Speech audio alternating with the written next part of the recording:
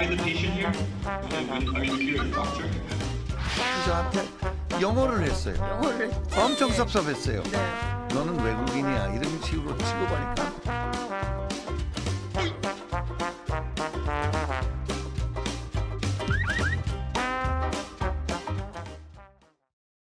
네, 5시의 뉴스 후 시내 원룸에서 정치권 이야기 펼쳐보겠습니다. 자, 오늘 오후에서 만나는 새로운 얼굴 두 분 모셨습니다. 국민의힘 김용태 전 최고위원, 네, 그리고 더불어민주당 권지웅 전 비대위원 두 분입니다. 네. 안녕하세요. 네, 안녕하세요.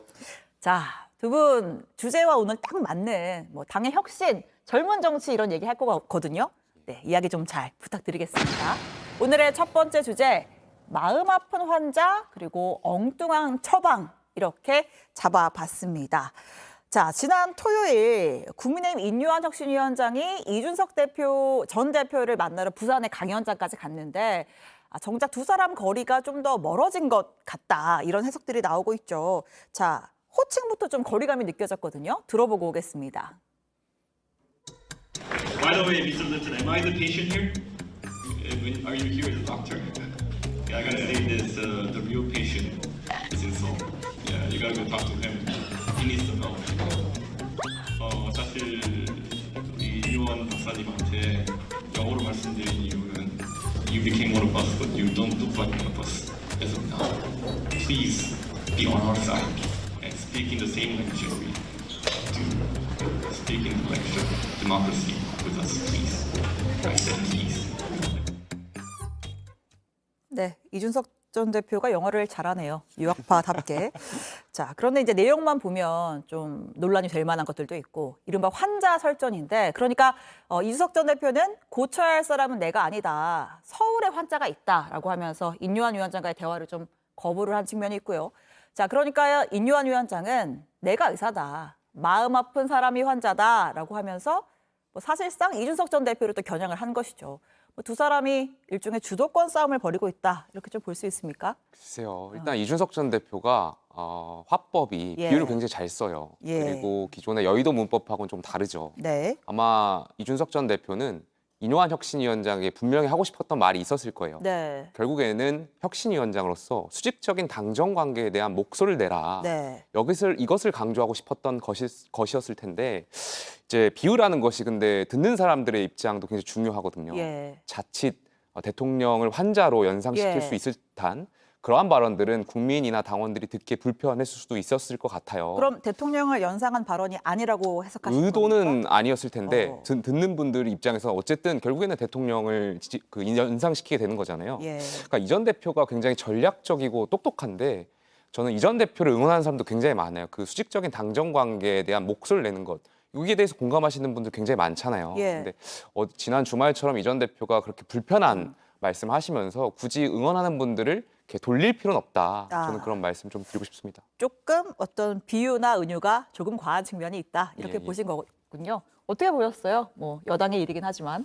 일단 뭐 인유한 위원장이랑 네. 이준석 대표 둘만 놓고 보면 저는 이번 회동에서 이준석 대표가 더 실점이 컸다고 생각합니다. 아, 예. 왜냐하면 뭐 그 어쨌건 순천 사람인데 네. 굳이 영어로 이야기를 한다던가 예. 그리고 사실 부산까지 왔는데 만나주지 않았다던가 이런 것들이 이준석 대표에게 좋은 것은 아닌 것 같아요. 예. 근데 제가 짚고 싶은 것은 국민들이 보기에 그러니까 정치 고관여층이 아니라 네. 조금 한 발 떨어져 있는 대다수의 국민들이 보기에는 인유한이 해야 될 일이, 인유한 위원장이 해야 될 일이 정말로 이준석 대표 찾아가는 일이었을까 아. 하는 의문은 있었다고 저는 생각하거든요. 네. 그래서 그 만남이 설사성사되었다 손 치더라도 분명히 이제 국민들이 바라는 것은 고 최수근 상병이 왜 죽었는지 그리고 거기에 수사 외압은 없었는지를 좀 알려준다던가 아니면 보수층에서도 동의가 잘 안 되는 홍범도 장군 지우기와 관련돼서 기조 변화를 만들어낸다던가 이런 것일 텐데 그것은 온데간데 없고 막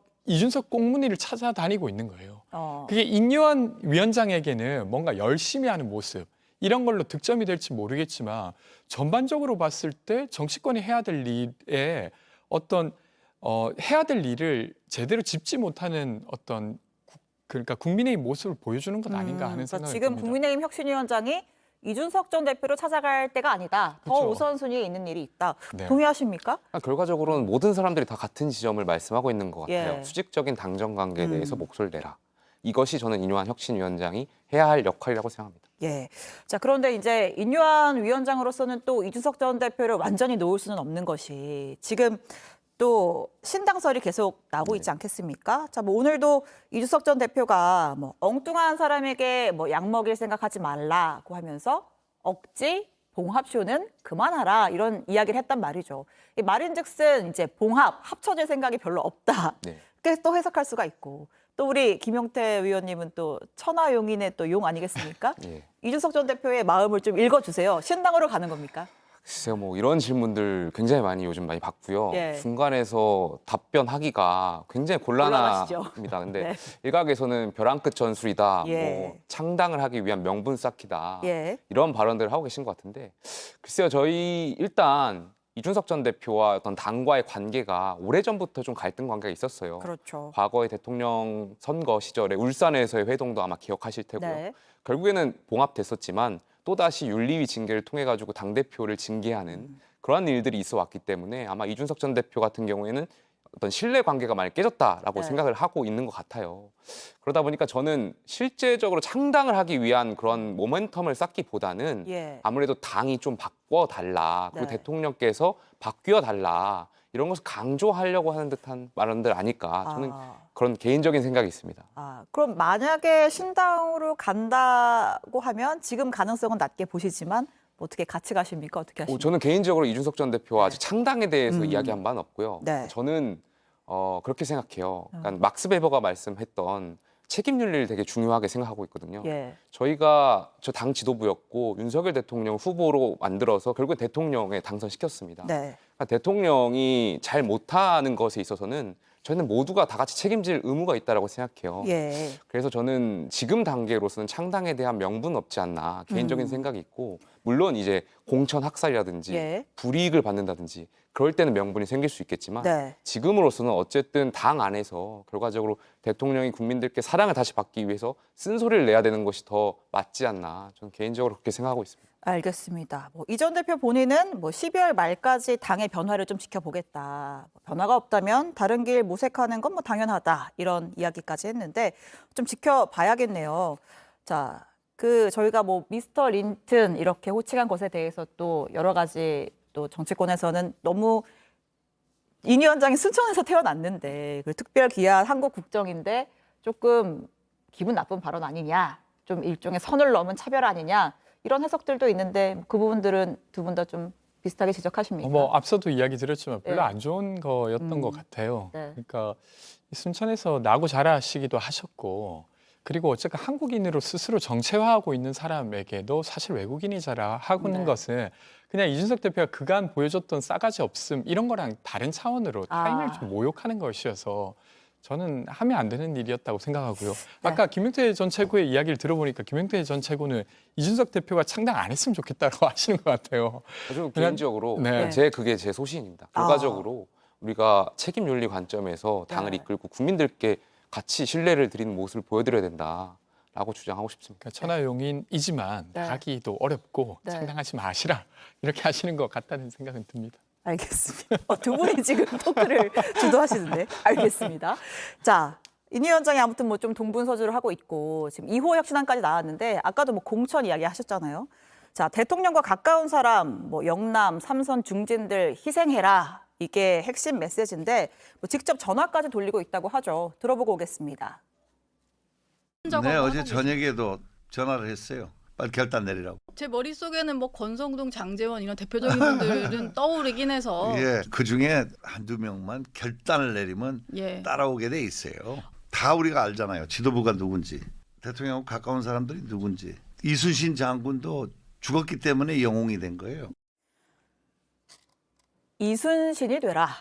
예, 희생하라 이런 건데 들리는 소문에 김기현 대표가 실제로 울산 아닌 다른 지역을 좀 고심 중이다 이런 얘기도 좀 있는 것 같고요. 근데 네. 설사 김기현 대표가 이제 그런 마음을 먹었다고 하더라도 네.